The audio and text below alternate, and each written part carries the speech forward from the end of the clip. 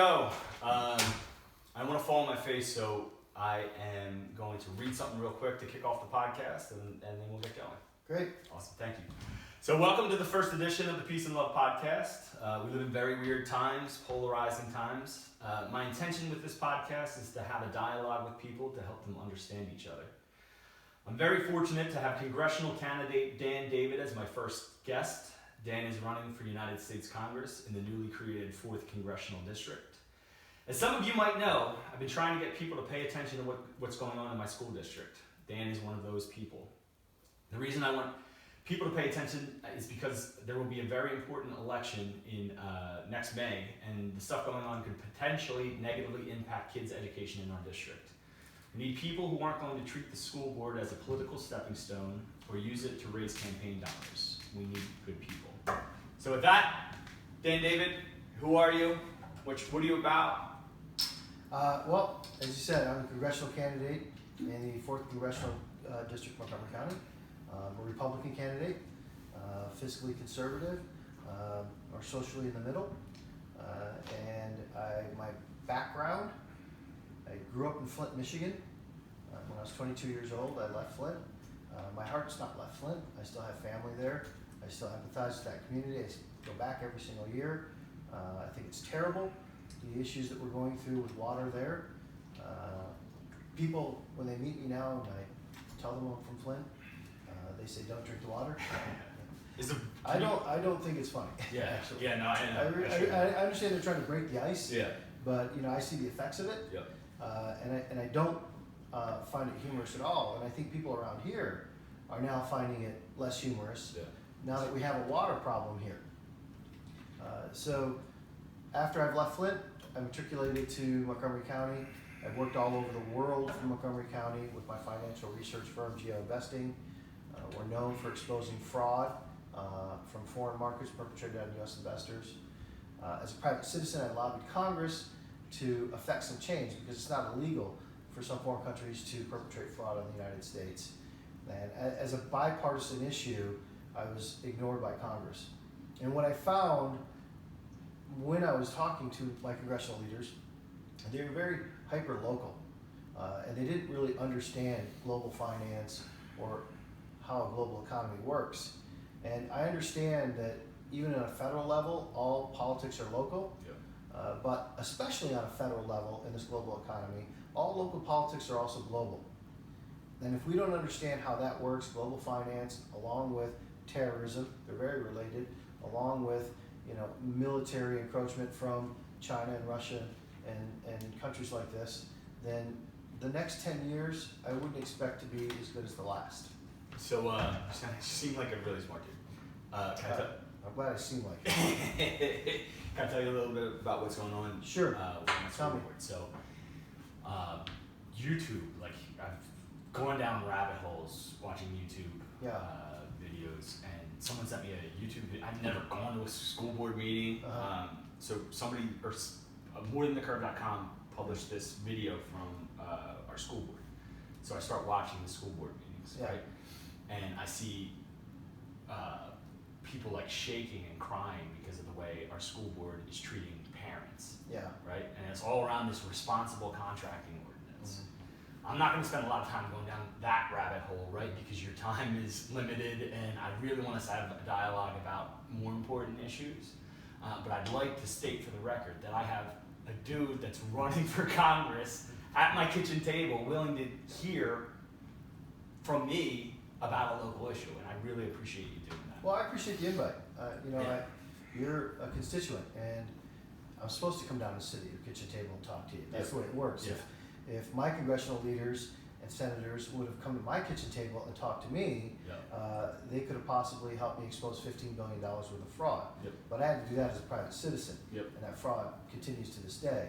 So I think this kind of thoughtful conversation back and forth should happen more. Yep. On the school board issues, this is a state issue, and I'm running for a federal Yep. level, but I Yep. can't speak on it because I do pay taxes, and it's been difficult. I respect anybody that puts themselves out there for free to try and help their community and join a school board, but we do have to understand the process and what's the cause and effect here. with something you call this RCA proposal, which is really just another way of having a preferred labor agreement. Yep. And one of the aspects of these agreements is you now have middle schools, high schools costing $80, $100, $120 million. May I interrupt real quick? Yeah. So there was a plan to renovate our middle school, right? Yeah. Because there's a ton of development happening. So we need more capacity at the middle school, right? We had this plan to renovate it in that capacity, right? This new school board comes in. Now we're tearing down the middle school. Now we just issued an $84 million bond for the middle school. The dudes that launched the RCO they got my school district sued, right? So that lawsuit's going to lead to an injunction, right? That injunction is going to delay the middle school being built, right? So we're going to have kids that live around here that are getting taught in trailers because they try to reward campaign donors. And it was like obvious what they were doing. The first thing they did, we had this great solicitor, Mr. Sultanic. Everybody loved Mr. Sultanic. He was great.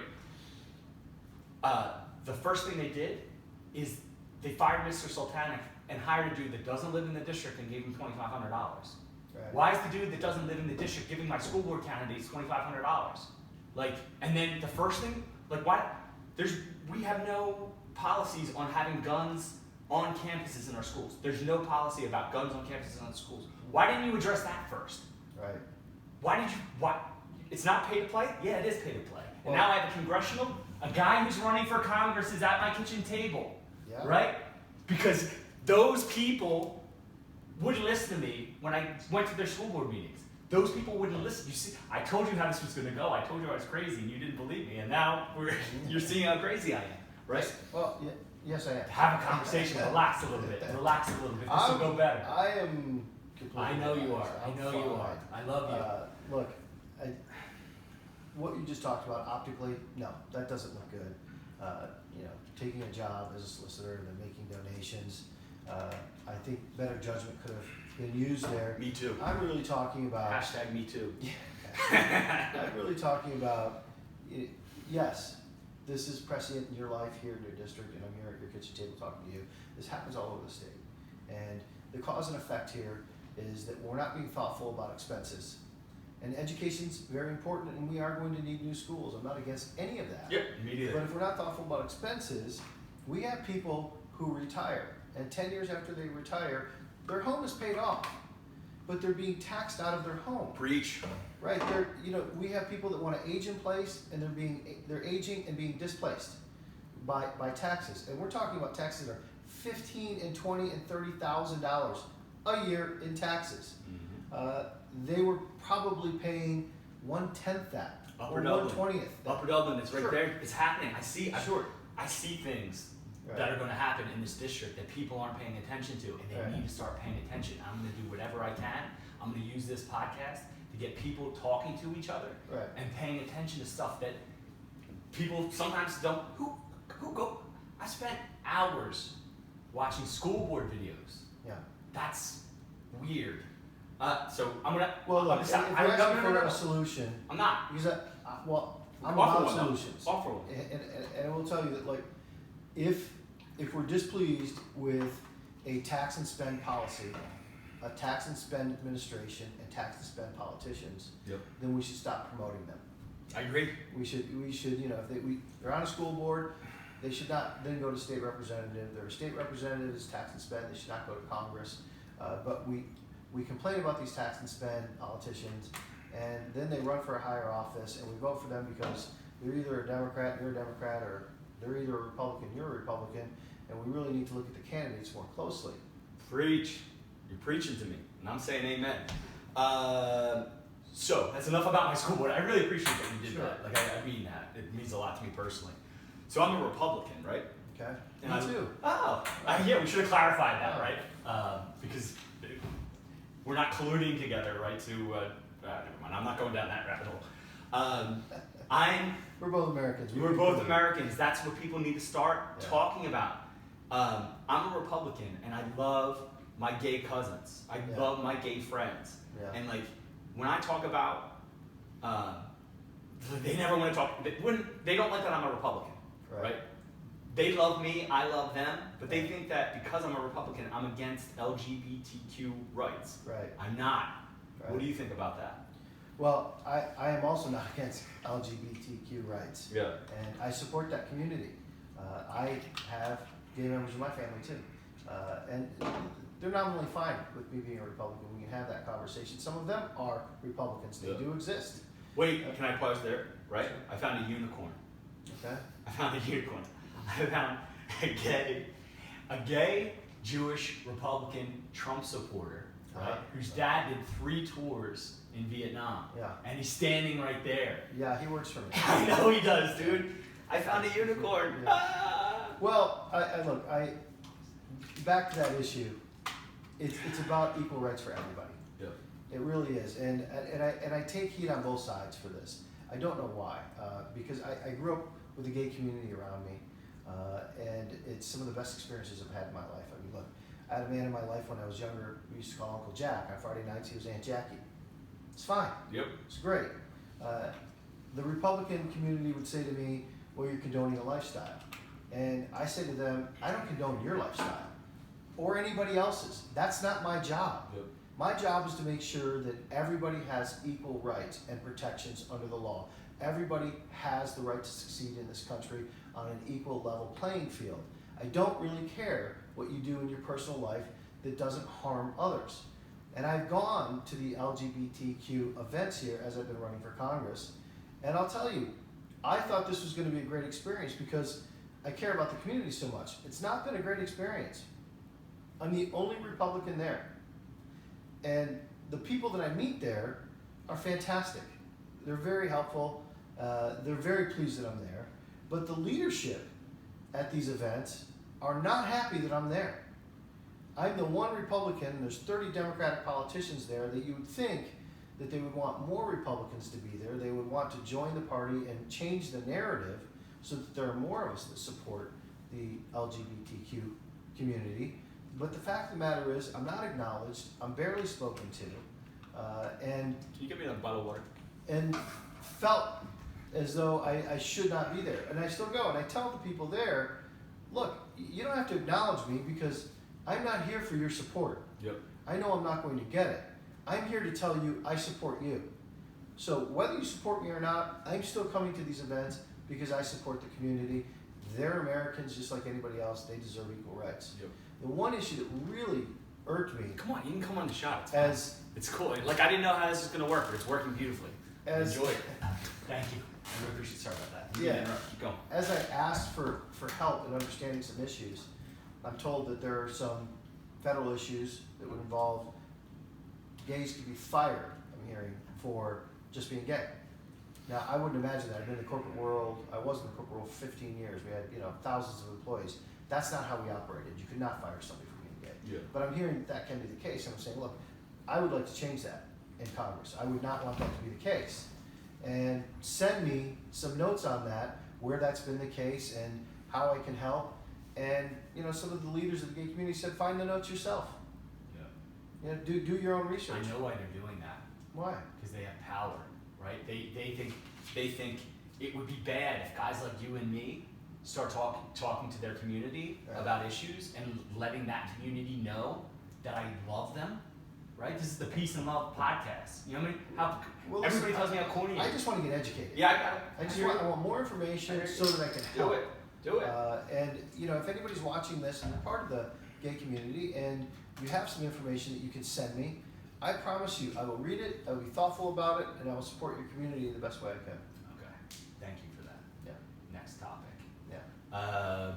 So I'm going to tie like a bunch of stuff together, right? I'm going to talk about criminal justice reform. I'm going to talk about the national anthem protest. I'm going to talk specifically. I'm wearing a shirt, right? And the shirt is the widow or Sergeant Stephen Lisbinski, right? So 10 years ago, he was shot in the line of duty and died, right? His wife wrote this tweet back in May. 10 years ago today, someone took you away from me and our family because they didn't think your life mattered. Michelle Lisbinski, and I hope I'm pronouncing her name right. I'm horrible with Polish last names. So let me read it again. 10 years ago, someone took you away from me and our family because they didn't think your life mattered. It mattered to me, and I miss you. I'm going to tell you about my friend, right? It's a dude I met in college. He grew up in Newark. His parents weren't around. His grandmother raised him. He's a great dude. So he played basketball. We became really good friends, right? So he goes, plays basketball, comes back. He has 2 beautiful children. He had a gambling problem. Like, he had a gambling addiction. He got in some debt, and like what people did in the hood, if you needed money, is you stuck somebody up, right? So he's in Westchester. He stuck up 2 white girls. Gets caught. He needs to go to jail. You can't stick up. You can't do armed robbery. That's illegal, right? Correct. So I'm at a sentencing hearing, right? And one of the big regrets I have in my life is that I didn't speak, in his defense, right? At the sentencing hearing, his wife did, and what she said was beautiful. She showed a video of his beautiful kids opening Christmas presents. The sentencing guidelines were 7 years, right? He had no priors. I think, and I don't, and the details matter. This is what I remember, and I'm sure somebody could look up the specific details. Sentencing guidelines, 7 years. He had 0 priors. I think his lawyer was asking for like 2 or 3 or 4. I don't remember the specific number, but I know what he got sentenced to. He got sentenced to 10 years in prison. And that struck me as odd, okay? So the reason I bring that up is because some people in this country think that justice isn't always applied equally to everybody, right? And I read that beautiful statement from Michelle. A vast majority of police officers, right, are great people. They serve our communities. They provide something very important to our communities. Safety. Education, I care about. Safety, I care about. But there are a very small number of police officers that have done some very bad things, right? I'm not, like, you know where I'm going with this, right? So the people that are protesting, so this was my evolution of thought as it pertained to the NFL protests, right? In the beginning, I hated it. I'm like, why are these dudes that make all this money protesting the national anthem? I care about this country, right? Messed up. Like, they have all this money. Then I started listening to people like Malcolm Jenkins and Chris Long. And I watch YouTube has a lot to play in here. So I think, because those guys talk, I think that those guys love this country, right? And I think because of personal experiences I've had, that the criminal justice system needs to be looked at, right? So now I'm thinking, protest, good, Colin Kaepernick, bad. Like, you don't wear you don't wear socks that have police officers depicted as pigs. That's not cool, right? So that's where I'm at from a thought process personally, and I would love your thoughts on all of that, whatever that was. Well, relax a little bit, brother. I'm fine. It's a lot to unpack. So you didn't know what you got yourself into. Okay. So criminal justice reform, and speaking notionally about your friend, what you had just discussed, I think you're talking about mandatory minimum sentences, and I think we do need criminal justice reform. Mandatory minimum sentences do, in fact, disproportionately affect minority communities. I'm all about the math. I'm all about statistics, and that's just statistically true. I think where we miss the mark there is when we don't treat addiction like a disease, and we don't give the proper care. We start putting addicts in jail rather than in treatment. We need to get after the problem of preventing the addiction, preventing the opioid crisis, and where it's coming from. It's coming from pharmaceutical companies that are pushing this on doctors who are incentivized to overprescribe. And we're finding around here that some doctors are being arrested for it. I think that's good. That Purdue Pharmaceuticals now is not producing some of the opioids. I think that's good. We need to continue to push that conversation forward. I do believe, though, however, that when you get involved in being a drug distributor, that you should go to jail. And you know, unlike my opponent, I'm not going to give you social benefits, you know, when you're a drug distributor. That's different than being an addict in my mind. And when you hold somebody up at gunpoint, you should go to jail. I'm a proponent of the Second Amendment. I'm not a proponent of using guns in violence. And if there's ever something that should be a mandatory minimum sentence, it's when you take a gun and you use it in a violent way. That should definitely be something that we go after in a very hard way. On the protests, look, my life has been about free speech. I criticize public companies that commit fraud. I can only do that because we have the most robust free speech in the entire world. It's under attack right now. I'm going to fight back in any way I can. It's the First Amendment for a reason. It should stay the First Amendment. I don't optically like seeing the NFL protest. It makes me uncomfortable. But free speech is supposed to make you uncomfortable at times. Yep. It's supposed to make you think. It's supposed to make you feel. So I respect what they're doing, and if it's my choice not to be a fan of theirs, that's my personal choice. I understand. I think that entire movement in and of itself, we have to bring it back to what it was intended for. It was about criminal justice reform, and now we're turning it into personalities, and I don't like this one, and I don't like that one. We need to have more thoughtful conversations about criminal justice reform, and free speech has got to be our right. We've got to defend it. Yeah. Ignore him. All right. So, as it comes to the opioid, and this isn't a question, this is me. Like, there's a guy by the name of Brian Corson who runs MVP Recovery, Yeah. right? He's saving people's lives. Right. And the one thing that he always tells me about is like everybody always talks about the problem. They don't talk about the fact that some people are finding a way to recovery, and he's helping them find that. Yeah. And I'm just in a podcast that somebody might watch. I'm giving him a plug. That's what I'm doing for him. Good. Okay. He deserves it.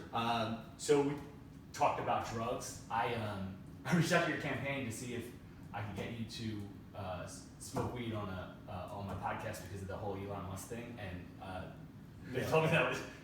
Well, I don't smoke pot. So Yeah. I'm going to start today. Now I know. Well, I had to ask because if I got, Yeah. you see what I'm saying? There, good. So marijuana is federally classified Yeah. as a Schedule I drug, right? That says that there's no medical benefits to marijuana. Right. That means that like it gets really complicated when these states start passing legislation legalizing recreational marijuana. What do you think about that? Yeah, look, I think, look, I have no judgment for people who smoke pot. You know, God knows, I had my 20s. Yep. And we all did. Did you inhale? I did. I'm making news on the podcast. Well, look, it just doesn't appeal to me today.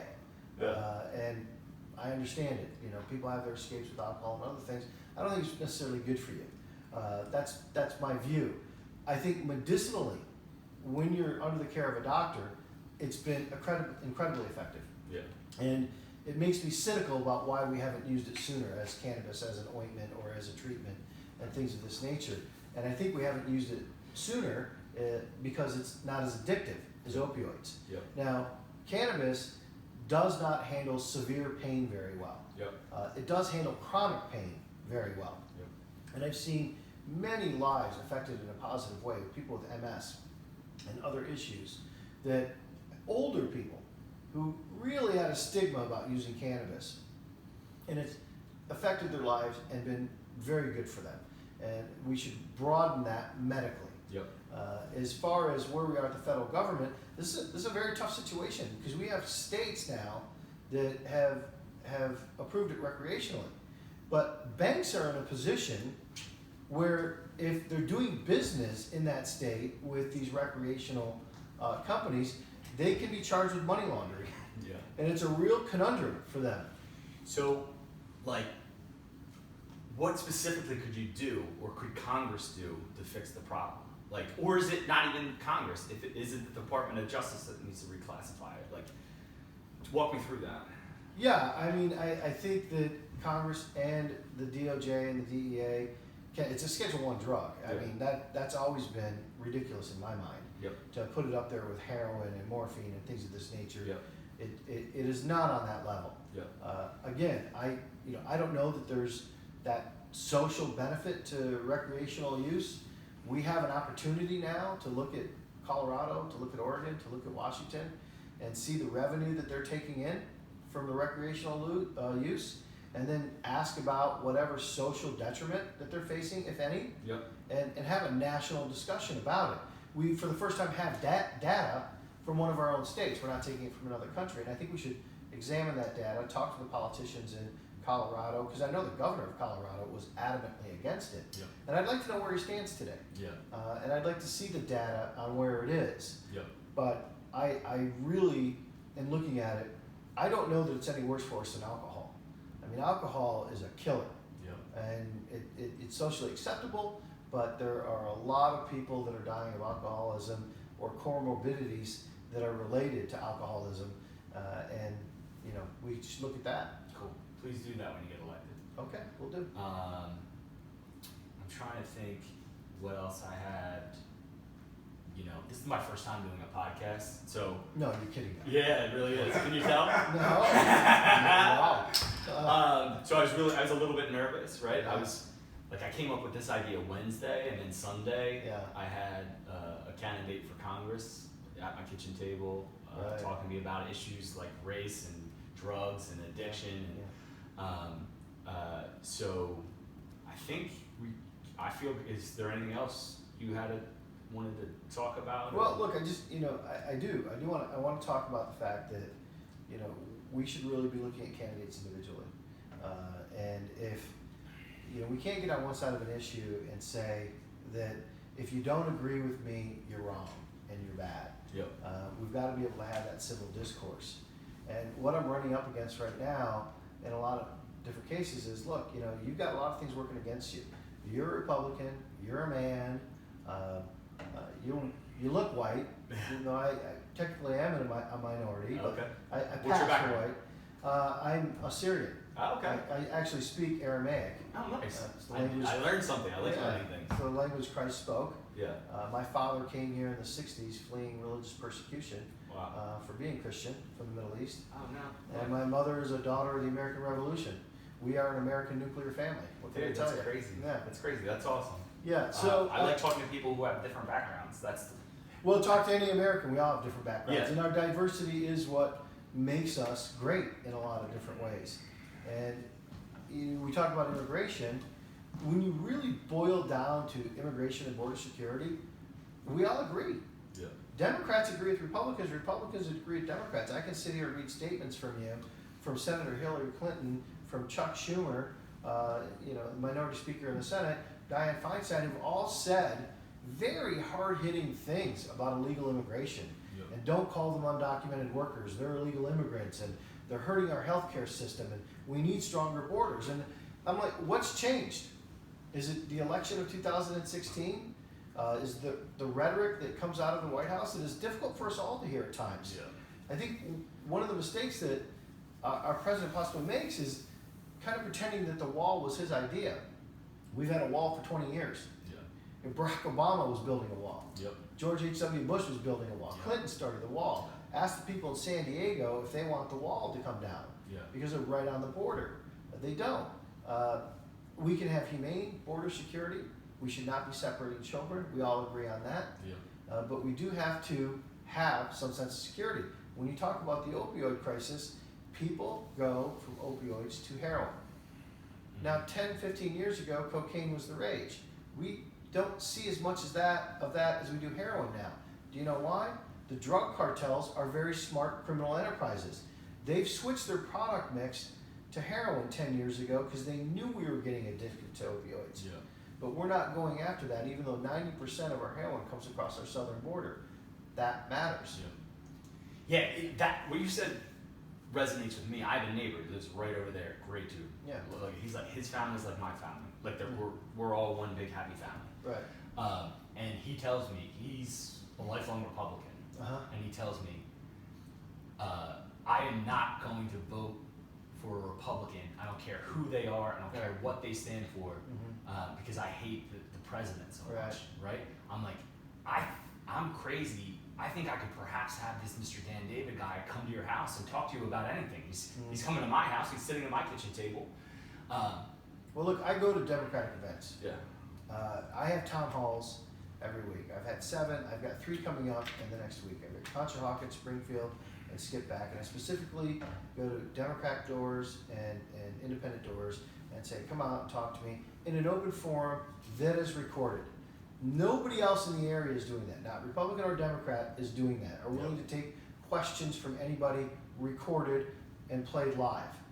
So, I wish my candidate, my opponent would do that, but she's not doing it. She's a state representative, and I have more live recorded policy positions in the last 6 weeks than she has in 6 years. And I think that's wrong. I think we should be having more thoughtful discourse where that's concerned. Challenge me on any issue, I'm happy to have it, but if you think that you're going to vote and send the president or any one man a message, you're sending the country a message. Because I'll tell you something, I'm a China expert. China is waiting for this vote. And if we do lose the House, then this tariff issue and this fair and free trade is going to get very, very difficult for this country. And we're looking at 4.2% growth last quarter. We're looking at 4.3% growth projected coming up this next quarter. I mean, that's huge growth for a country of this size. And I've often said, look, if we keep growing at 4% for the next 10 years, we can afford 1/10 of what my opponent wants to give people. But the truth is, we can't grow, no matter what we do at that rate. So we're not going to continue to grow if we don't get free and fair trade. We will be sending a message to the world that, for the next 2 years, we are open to tariffs, stricter trade, and China's going to eat our lunch like they did for the last 8 years. That brought up something else in my mind: the Affordable Care Act, right?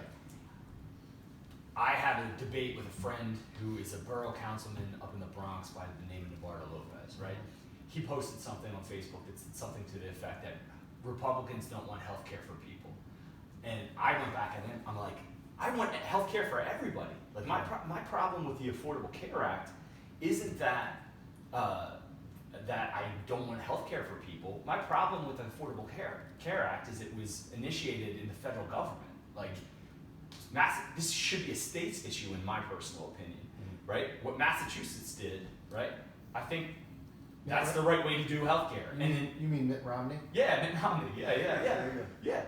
Exactly. A Republican. Exactly. Like, the Republican. This is what's so funny about it. The Republican is the person who got universal health care in the state of Massachusetts, right? We're labeling each other in this country, and we need to stop, right? There are good Republicans. Start voting for people who offer solutions. Exactly. I keep running up against when we have any kind of forum or debate, and Republicans do this too, and I definitely try not to. I try to offer a solution to everything, right or wrong. At least it starts a conversation. And my opponent and others end up repeating the question that they've been asked, and then talking about their life experience and how it's affected them, and then their time has ended, and you feel bad about how that issue affected them in their life, but they're running for office. So let's hear some solutions, or join the crowd. All right, this was great. I really appreciate your time, man. Thank you very much. I can't believe I still am in awe that I'm calling Jesse on Wednesday saying I have an idea where Dan David and I can talk about issues at my kitchen table, and then you're here on Sunday. My kids are at soccer, right? You met my wife. I was hoping you get to meet my kids, but next time for sure. And I hope you come back. I don't know if one person's gonna watch this. But I think maybe they will. Well, I have parents, so somebody's gonna watch it. There you go. Somebody will watch it, and I think that hopefully this becomes more and more common with all politicians that they're willing to come down, have a conversation at a kitchen table, and it doesn't have to be private. I mean, I'm willing to talk about issues with anybody, anytime, anywhere. Turn on your phone recorder. Fine with me. My message doesn't change. I don't speak to Republicans one way and Democrats the other way. And that's, I think, what we need more of in Washington. So remember that unicorn I told you about? I do remember that. He has a medical marijuana card. Does he? I'm gonna make this podcast very interesting on the Yeah. next episode. So. Yeah. Okay. Well, good luck with that. Thank you. I need think it. my schedule is full for that day. Well, I think we can wrap it up. I had some other ideas that I was gonna do that I really enjoyed how this went, and I think it's cool to end it now. Okay. And then I appreciate you coming to Thank my you house very and much. talking to me. My pleasure. All Thank right, you. Thanks. Thank you. Wow. What'd you think?